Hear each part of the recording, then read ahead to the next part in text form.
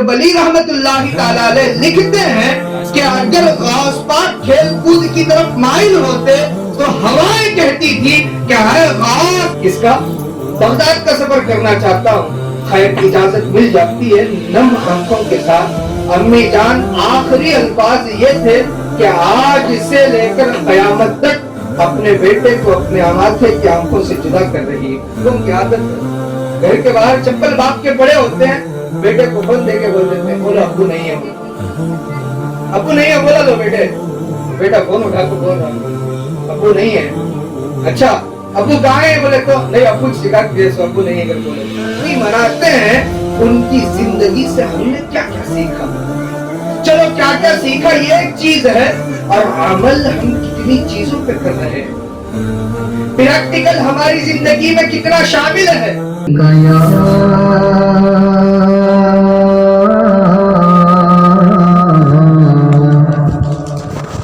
یا رسول، لیکن سچے مرید غوث اعظم نہیں بن سکتے۔ غوث اعظم سے سچی محبت ہمارے دلوں میں ہے یہ ہم تو کہہ سکتے ہیں، لیکن ہمارا غیر ہم کو مرید غوث اعظم نہیں کہہ سکتا۔ خیر حضرت فاطمہ ثانی سے آپ کا نکاح ہوا۔ ام الخیر سے نکاح کے بعد دنیا والوں نے دیکھا سلطان وقت، سلطان السلاسل، سراج السالکین عبد القادر جیلانی آپ کے نومولود ہیں۔ غوث پاک رضی اللہ تعالیٰ عنہ کی ولادت ہے۔ اب غوث پاک کی پیدائش پر پورے بغداد شہر، پورے جیلان شہر میں یہ بات بڑی مشہور ہو گئی تھی کہ ایک بچہ ابو صالح کے گھر میں پیدا ہوا ہے جو طلوع آفتاب کے وقت دودھ نہیں پیتا ہے، اور جب غروب آفتاب ہوتا ہے تو وہ بچہ دودھ پیتا ہے۔ دیکھیے عزیزان محترم، یہ کون ہے؟ یہ کوئی اور نہیں ہے، وہی غوث پاک ہیں جن کا ہم نعرہ لگاتے ہیں، جن کے سلسلے عالیہ سے ہم وابستہ ہیں، یہی غوث پاک ہیں۔ طرز زندگی دیکھیے، بچپنے کی حالت ہے، نومولود ہیں، ابھی پیدا ہوئے ہیں، لیکن طلوع آفتاب اپنی جگہ ہے، لیکن منہ کے قریب، دودھ کے قریب منہ نہیں لے جا رہے ہیں۔ تو غوث پاک رضی اللہ تعالیٰ عنہ کی زندگی ہے۔ خیر غوث پاک رضی اللہ تعالیٰ عنہ نے پوری زندگی، جب تک آپ کی نومولودگی والی حالت تھی، جب تک بچپنے کا زمانہ تھا، آپ نے کبھی دودھ نہیں نوش کروایا۔ خیر بچپنے کے بعد دنیا والوں نے دیکھا کہ حضرت عبد القادر جیلانی رضی اللہ تعالیٰ عنہ کھیل کود میں بڑھتے، لہو و لعب میں منسلک ہو جاتے، تو دنیا والے دیکھتے کہ حضرت سیدنا غوث العظم دستگیر رضی اللہ تعالیٰ عنہ کو فضائیں اور ہوائیں یہ کہتی تھی کہ اے عبد القادر جیلانی، تجھے کھیل کود کے لیے نہیں پیدا کیا گیا۔ تفریح الخاطر علی مناقب عبد القادر میں علامہ عبد القادر اربلی رحمت اللہ تعالیٰ علیہ لکھتے ہیں کہ اگر غوث پاک کھیل کود کی طرف مائل ہوتے تو ہوائیں کہتی تھی کہ اے غوث، اے عبد القادر، تجھے کھیل کود کے لیے نہیں پیدا کیا گیا ہے، تجھے اللہ تبارک و تعالی سلطنت ولادت کا مالک اور سردار بنانا چاہتا ہے، لہذا تم کھیل کود کے لیے نہیں پیدا کیے گئے۔ خیر اقبال نے آپ کو بچپنے میں ہی یہ بتایا تھا کہ تمہیں کھیل کے لیے نہیں بنایا گیا، کھیل کے لیے تمہیں پیدا نہیں کیا گیا۔ حضرت عبد القادر جیلانی رضی اللہ تعالیٰ عنہ کے دل میں جیسے یہ کلمات آپ سنتے تھے، آپ کے کان میں بچپنے کی حالت میں یہ کلمات بار بار سننے کو ملتے تھے کہ اے عبد القادر، تجھے کھیل کود کے لیے نہیں پیدا کیا گیا ہے۔ امی جان کے پاس پہنچتے ہیں، پہنچنے کے بعد عرض کرتے ہیں امی جان، میں علم دین کو حاصل کرنے کے لیے بغداد کا سفر کرنا چاہتا ہوں۔ کس کا؟ بغداد کا سفر کرنا چاہتا ہوں۔ خیر اجازت مل جاتی ہے نم آنکھوں کے ساتھ۔ امی جان آخری الفاظ یہ تھے کہ آج سے لے کر قیامت تک اپنے بیٹے کو اپنے آنکھیں کی آنکھوں سے جدا کر رہی ہے۔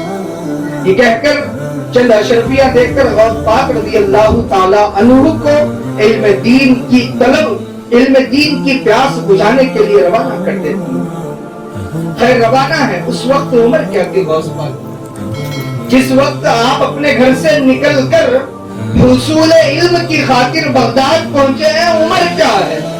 اور کس زمانے میں آپ اپنے کم سنی کے ساتھ امی جان کے پاس یہ کہہ رہے ہیں کہ مجھے حصول علم کرنا ہے، مجھے علم دین سیکھنا ہے؟ کون سی عمر تھی؟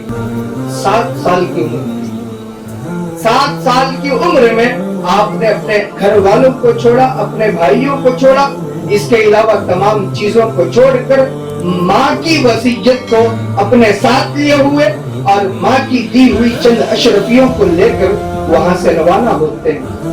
ویسے اس زمانے میں بغداد کو یہ بڑا مشہور تھا کہ قافلے نکلتے تھے شہر جیلان سے، اس کے علاوہ دیگر علاقوں سے بغداد پہنچنے کے لیے یا بڑے شہروں تک پہنچنے کے لیے قافلے روانہ ہوتے تھے۔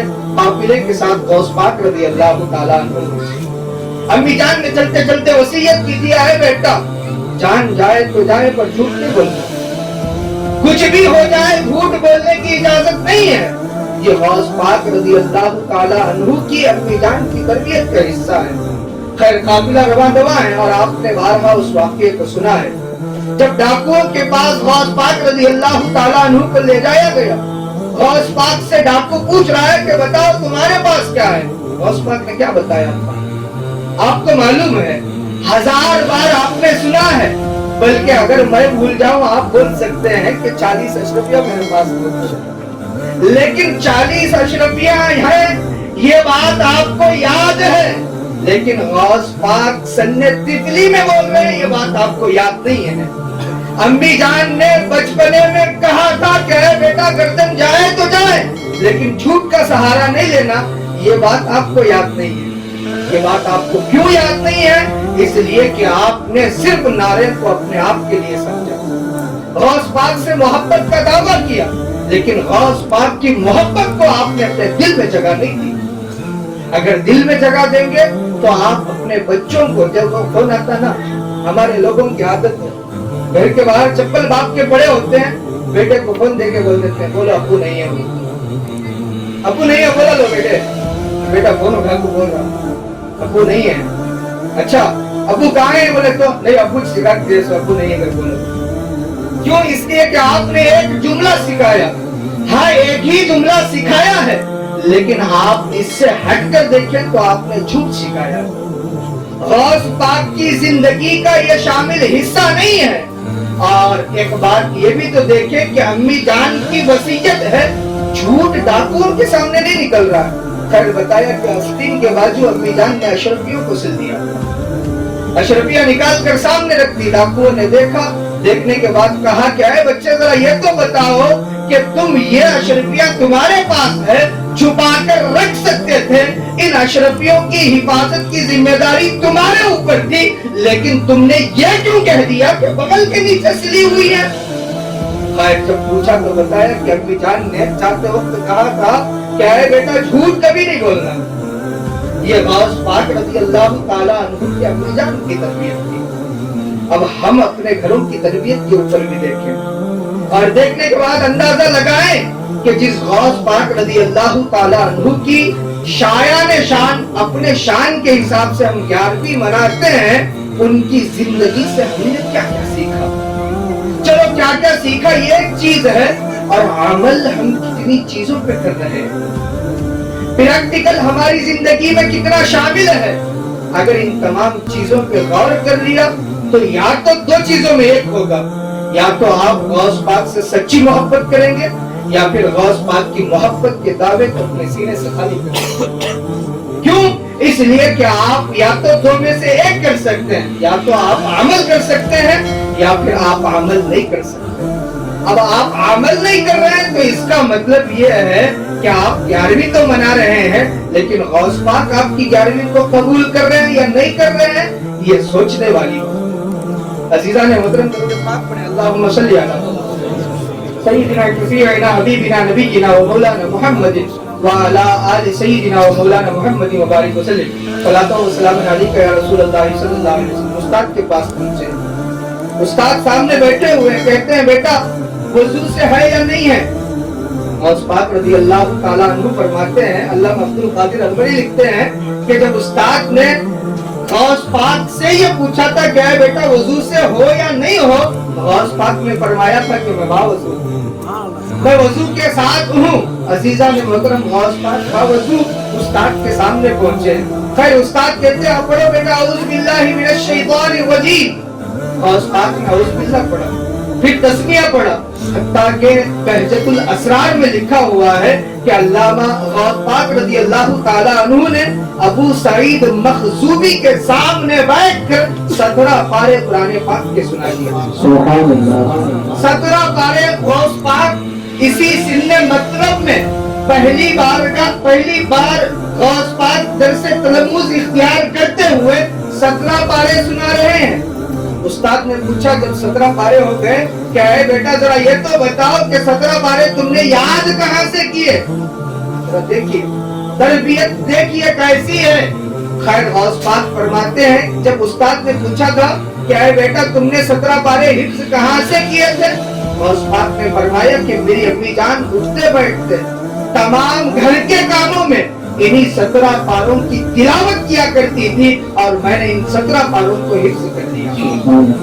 एक तरफ अम्मी जान हाफिज़े कुरान है और दूसरी तरफ गौस पाक 17 पारों के हाफिज नजर आ रहे।